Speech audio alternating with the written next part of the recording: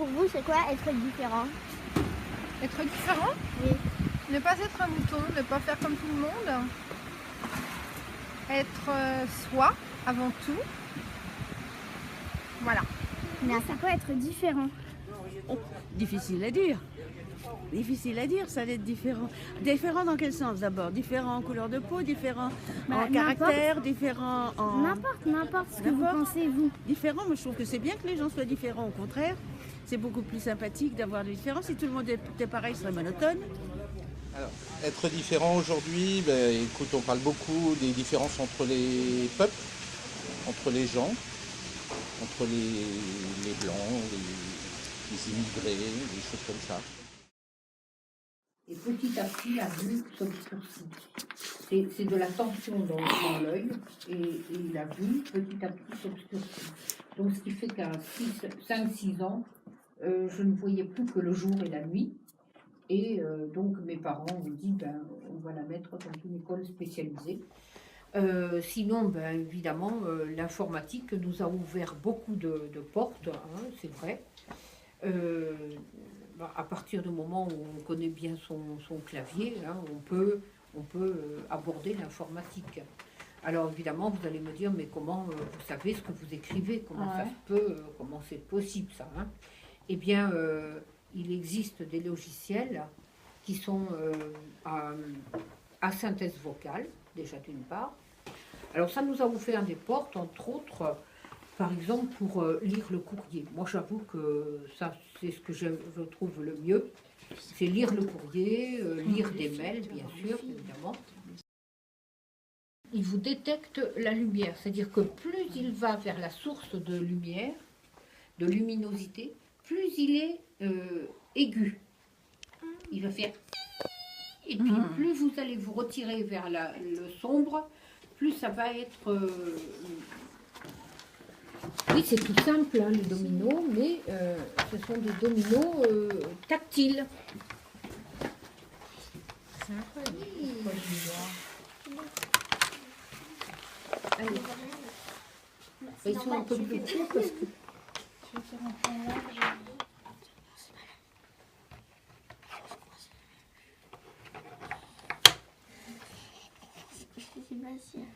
Vous savez, nous, comme on a eu des enfants, je vous assure, on a adapté beaucoup de jeux qui étaient vendus dans le commerce, qu'on s'est adapté pour jouer, pour pouvoir jouer avec elles. Hein. A-T-H-I-A-S. D'accord. Alors, M-A-T-H-I-A-S.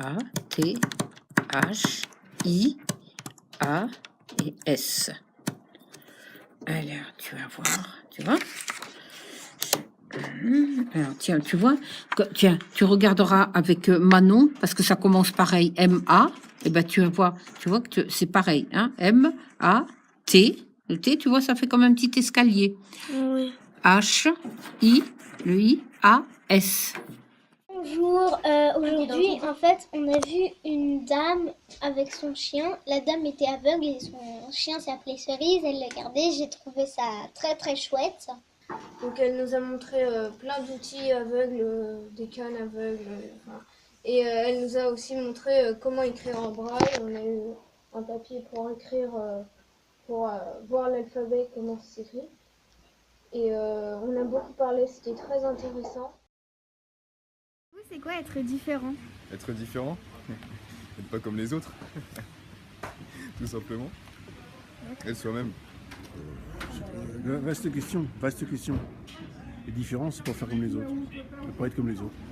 Les différents, tu sais, tout le monde est différent. Hein. Il y a des gens qui sont minces, il y en a qui sont gros, il y en a qui sont petits, grands. Bon, tout le monde est différent, mais au bout du compte, hein, t'as toujours que 2 pieds et puis 2 mains. Donc,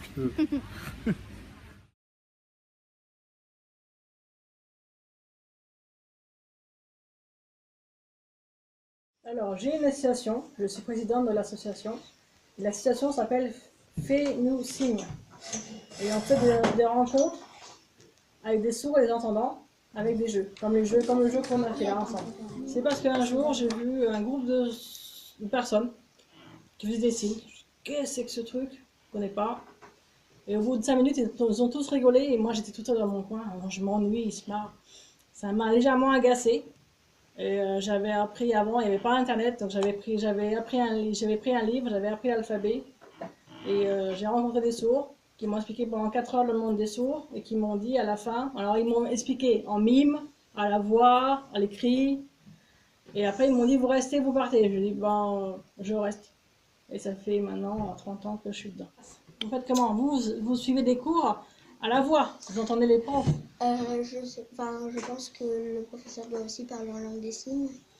Vas-y, j'ai compté. Ou alors il écrit sur une feuille.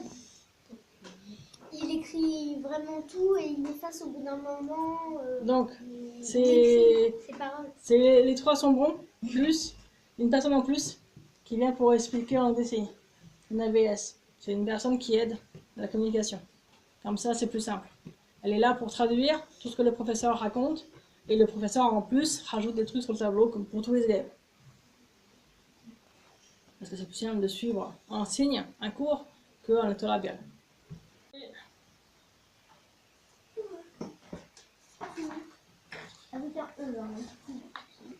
J'ai...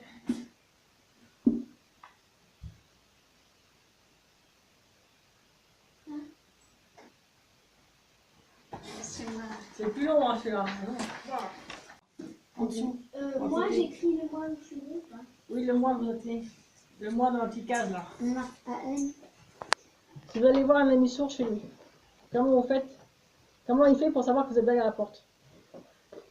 On appelle ou on envoie un message. Alors, s'il n'y a pas le SMS, pas de téléphone. Oh bah. Alors là, c'est plus dur. Hein. Bah il y a quelque chose de vibrant. Alors, pas vibrant. Non, alors. On descend par la cheminée. À la cheminée, oui, si c'est un immeuble de 15 étages, la cheminée, moi je ne le sens pas. Hein. Alors vous pouvez faire coucou si c'est la fenêtre de rez-de-chaussée, c'est bon. Oui. Mais si c'est pas la fenêtre du rez-de-chaussée, c'est au 15e étage. On envoie une lettre. On envoie une lettre. Tu fais un avion en papier et tu l'envoies. Non, on met dessous la porte. Ça c'est valable quand tu peux atterrir jusqu'à la porte. Mais si tu es dans un immeuble, tu as un interphone. Et donc là, tu es coincé. Donc là, tu appuies sur l'interphone. Et chez le sourd, dans toutes les pièces, il y a un genre de bar et avec des ampoules.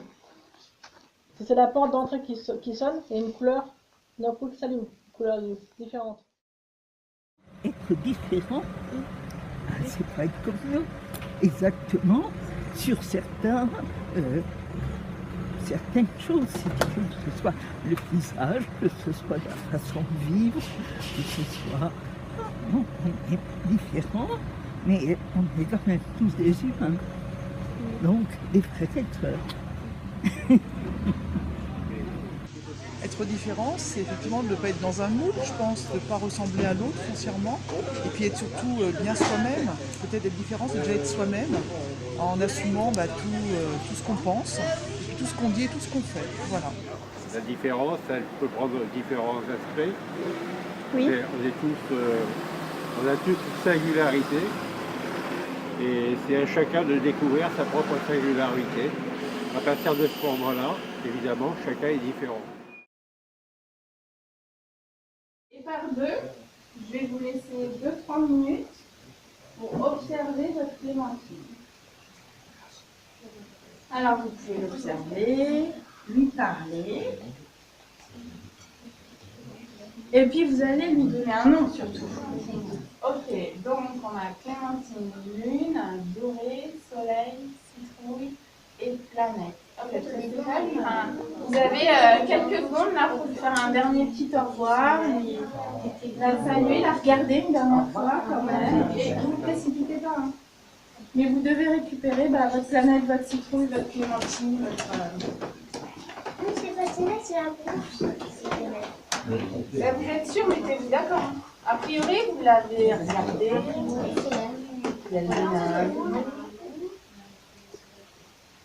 Et donc, qu'est-ce que vous pouvez en dire de ces clémentines qui, a priori, sont toutes des clémentines et des fruits oranges? Elles sont différentes, elles sont spéciales du Ah bon? Pourtant, elles sont différentes et comme ce sont des clémentines. Oui, mais elles sont différentes, couleurs et tout ça. Vous avez vu le cinéma? Quoi?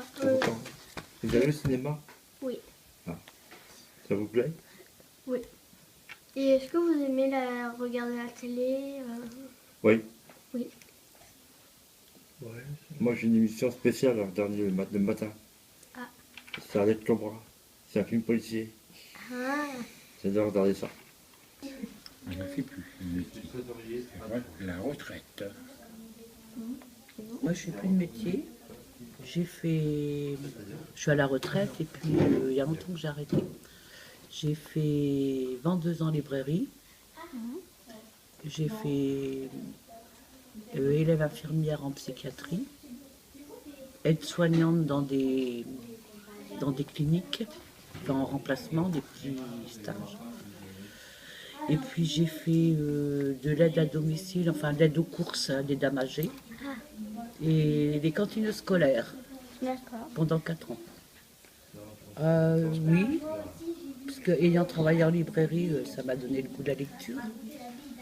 En ce moment, je lis plus beaucoup, mais j'avais toujours un livre dans mon sac ou dans un train quand je voyageais.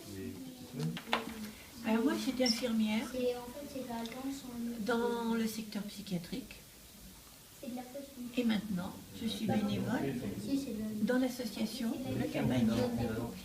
Moi, j'ai été sparring partner et infirmier aussi, mais à l'armée. Et dans le service médical, autre que psychiatrique. Moi, je suis allée par l'intermédiaire d'une voisine qui savait que je dessinais bien. Et puis, en fin de compte, ça m'a permis de ne pas m'ennuyer chez moi et de contacter d'autres gens et de faire des activités. Parce qu'on fait beaucoup d'activités. Qu'est-ce que vous faites surtout dans cette association? On fait de la danse, du théâtre que j'aime bien. Je suis venue jouer ici il n'y a pas longtemps. De la chorégraphie, de la cuisine, des fois on fait du dessin parce qu'il y a des choses à préparer, des affiches. Qu'est-ce qu'on fait d'autre? Aussi la pétanque. Voilà.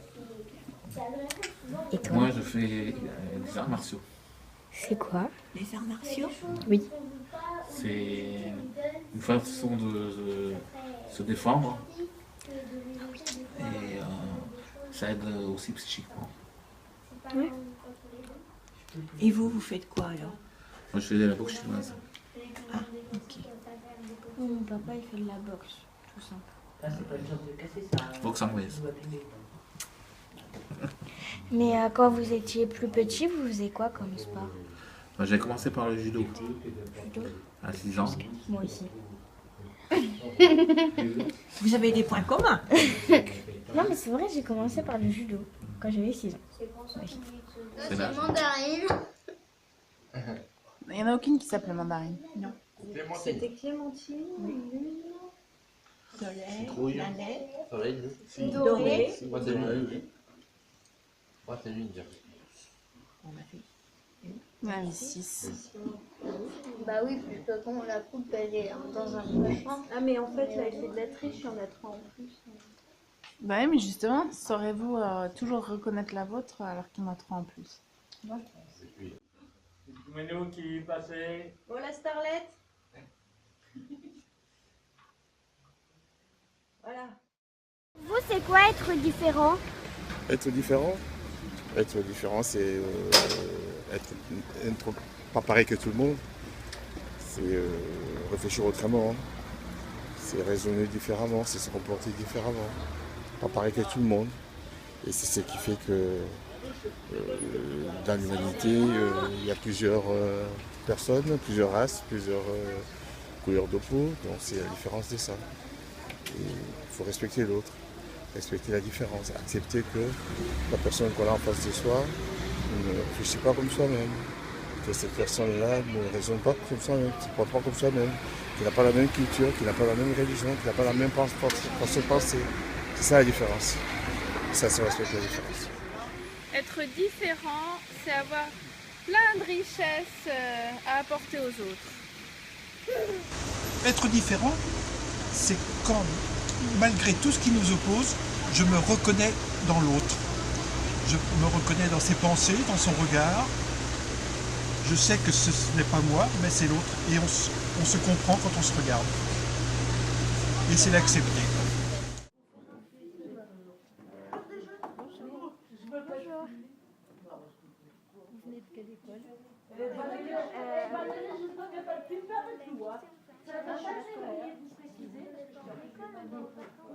C'est vrai, j'y suis plus moi. Bon. Oui. Tu la connais, on a vu arrête avec ta canne. Tu fais peur avec ta canne. Alors, Edith aimerait bien faire le choral, mais Edith ne voit pas clair. Des fois, quand on vieillit, vous savez, on vieillit, la vue diminue beaucoup. Alors, dans le temps, vous savez, il y a des gens qui devenaient très vieux, ils devenaient aveugles. Et ben, aujourd'hui encore, hein, ça s'appelle la DMLA. Et Edith, elle a ça, et donc il faut l'aider. Est-ce qu'il y a quelqu'un qui veut bien l'aider à faire le floral? On va faire une réalisation avec vos petites mains. Vous allez être aidés par les jeunes. Et puis moi aussi, je peux être là pour vous aider. C'est une composition à base de polygonum, comme vous aviez sur la photo de présentation. Nous, personnellement, on a 10 ans et on vit avec les moyens d'aujourd'hui. Mais vous, quand vous aviez 10 ans, comment vous viviez? J'étais au Cameroun. Vous étiez au Cameroun? J'ai vécu 10 ans au Cameroun. Pourquoi? Mon papa était décédé là-bas, un accident d'avion. Et votre maman? Elle est morte, la pauvre. Mais vous, ça vous a fait dur pour y aller à la maison de retraite? Ah non, pas du tout, parce que c'était très bien, j'étais bien accueillie, et puis je me trouve bien, je suis bien. Alors, on continue. Voyez-vous? Voilà, il y en a assez là. Bon, Vous vous appelez? Catherine Bibard. Et alors, je vais te dire en vieux français, au Moyen-Âge, Bibard, mon nom, c'était des gens qui buvaient au biberon. Là, moi j'étais très... Je m'arrangeais toujours pour être absente. Absente, pourquoi? Pour l'école, on me demande ce que j'aimais. Moi j'aimais être absente. Non, moi je faisais beaucoup de dessins. Alors les dessins... L'art plastique? Non, des dessins, des aquarelles, des dessins, des paysages en aquarelle. Je faisais... Qu'est-ce que j'en ai fait? Qu'est-ce qu'on t'a demandé? Des dessins.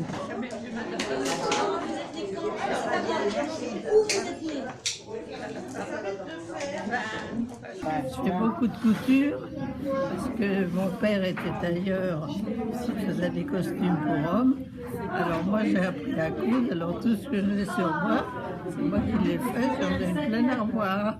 Votre pull là, c'est vous qui l'avez fait Ah bah aussi? ça oui, c'est du tricot, oui, je l'ai fait. Ah oui, c'est beau. J'ai fait des jupes, mais j'ai une pleine armoire de vêtements parce que depuis que je suis jeune, alors je fais tous mes vêtements. Alors j'ai tout emmené. Bah ça c'est joli, vous tricotez bien. Ça c'est moi qui l'ai tricoté.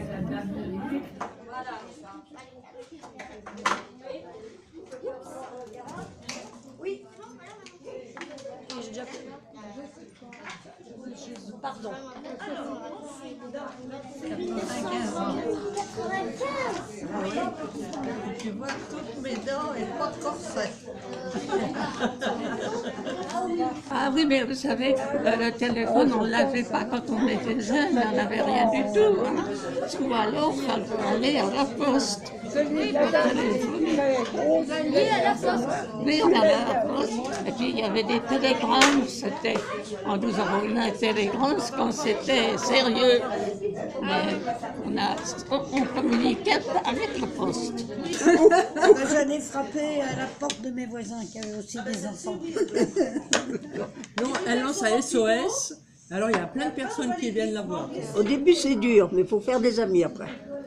Après ça va tout seul. Ce qu'il y a, c'est quand on est à notre âge, on connaît personne. Tu vois, les gens, La dame, on ne connaissait pas, personne ne connaissait. Ah, vous avez connu des gens du Et coup on s'est, voilà, petit à petit, le hasard. Tu vois, entre nous deux, on a fait le premier voyage, ça a fait tilt. Et puis avec la On est gamine, resté- c'est pareil. Vous habitiez où avant? Ouais, un petit village, Trénou, je sais pas, c'est pas connu, hein, c'est dans le Loiret, c'est pas tellement loin. Moi, si j'étais née à ton époque, j'aurais fait un sport d'équipe. Mais à mon époque, il n'y avait pas de sport, ça n'existe pas. Ah oui, d'accord. C'était pas pour tout le monde le sport. Là, moi, je n'ai pas Attendez, Catherine, on va. Voilà, allez-y, prenez-en 4, Catherine. Ils étaient rigolos, nos reporters, là. Ils sont mignons. Oh, ils sont adorables. Tu l'as coupée, alors il faut couper au ras pour qu'elle soit au ras. Voilà, très bien.